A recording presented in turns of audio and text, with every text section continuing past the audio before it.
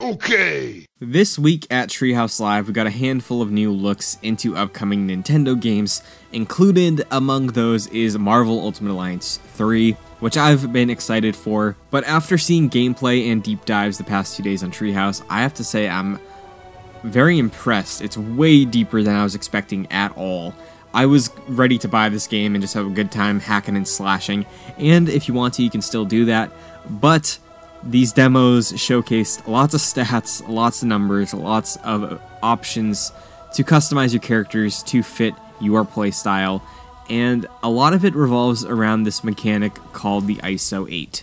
Context for the ISO 8s in this game: they're kind of related to the Infinity Stones. They were involved with the creation of the universe. They were a product of the Marvel Universe's Big Bang, if you want to say that. They're not as powerful, but they can lend you special abilities, and you know, it's an Infinity Stone storyline, so there's got to be some connection to those there, so this is what we got. But what you can do with the ISO 8s is equip them whenever you want 2 character slots for each member of your team to make them your own, and fit whatever situation you need to. They showcased a handful, like giving you elemental abilities or giving you stat buffs. You can equip this to a character. Let's say you got someone late in the game, you wanted to get Vision on your team, you've been coasting through this game for a while, no Vision yet, it feels like it's towards the end of the game, you got like some mid-40 level characters, but you run into Vision, he joins your roster, and you want him on your team, but he's like a level 27 or something. So you equip this ISO 8 to Vision, and he'll earn double XP, so that way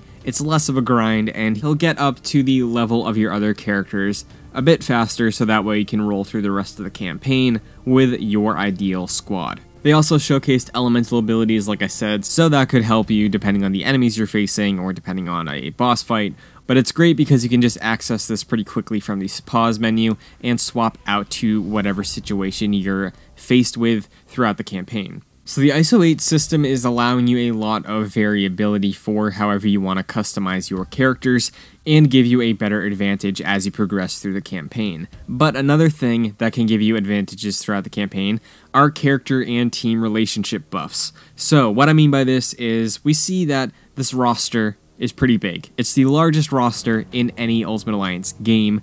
I'm not sure if they're including DLC in that factoid there. If they are, that's not cool, they shouldn't do that. But that is what they said on the stream the other day. So obviously you're going to have lots of opportunities for recreating iconic Marvel teams. For example, you can create the original Avengers, you can create an X-Men team, an X-Force team, a Villains team, a Spider-Verse team, and depending on your Alliance lineup, they can give you additional stat buffs on top of your individual stat buffs that are provided by ISO 8s. The example they showcased in the demo the other day is a squad of Magneto, Wolverine, Psylocke, and Deadpool. So obviously, you got your Marvel villains buff with Magneto and Deadpool, you got your X-Men buff with Wolverine and Deadpool, you have your X-Force buff with Wolverine, Psylocke, and Deadpool. So these can stack. If you don't have a fully operational team that's only one of these, I think the bonus you get is slightly lesser than, say, if you had the full original Avengers lineup, but you will be able to stack buffs on top of buffs on top of buffs if you have some relation to crossover within your 4-person alliance. These can range from extra health abilities to extra damage outputs and other things like that, but it's cool because they do supply you with a list of character profiles that do have relationships with one another, so if you want to optimize your team's damage output or your bonuses to maximize your efficiency strolling through this here campaign, you can. It's very easily laid out and it gives you these opportunities to mix and match to your heart's content. But one of the last things that really blew me away here is this skill tree right here. So this is tied to the ISO 8 abilities, and just look at the sheer number of nodes on this grid here. Every single thing here is an upgrade. It modifies the stats and it levels up your entire roster, not just who's on your 4-person team at the time, but your characters as a whole. Here you can level up health, you can level up damage output, your defense stat, which you can also go into your specific character profiles as seen here, to see it all on an individual scale. These character screens are accessible very easily, again, just through a simple menu, but you do get detailed looks into your character's main stats, who excels in what, and it gives you your easy access to swap out your variable options for each character. In the bottom, you can swap out your ISO 8s. It looks like some are locked in. I don't know if you have to reach a certain level to swap those out, or if those are just locked in for those characters, but you can also swap out attacks that you earn. You have 4 at a time that are displayed in the lower screen UI during fights, and of course you have your abilities. Magneto's was kind of funny.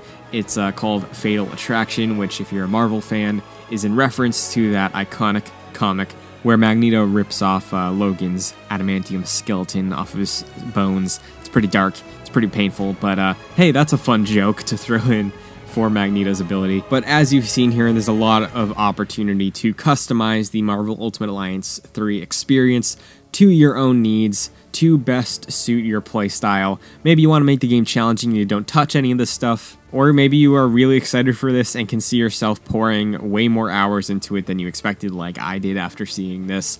I'm definitely going to be grinding in those side mission modes, the arena battles. But safe to say, after the last few days, I'm super excited for this game. I'm also looking forward to Square Enix's Avengers game that comes out next May. I made a couple videos on that, recapping E3 info we've learned, but this one's sooner. This one has a lot to offer us. I can't wait to get my hands on it and make my ideal Ultimate Alliance TM. Thor's probably going to be on there, Vision, maybe Wanda, Black Panther, maybe, or Hulk. Haven't decided on the final lineup yet, but I want to know yours, so be sure to comment down below. Let me know who you want on your Ultimate Alliance, and as always, love ya, good vibes, and good game.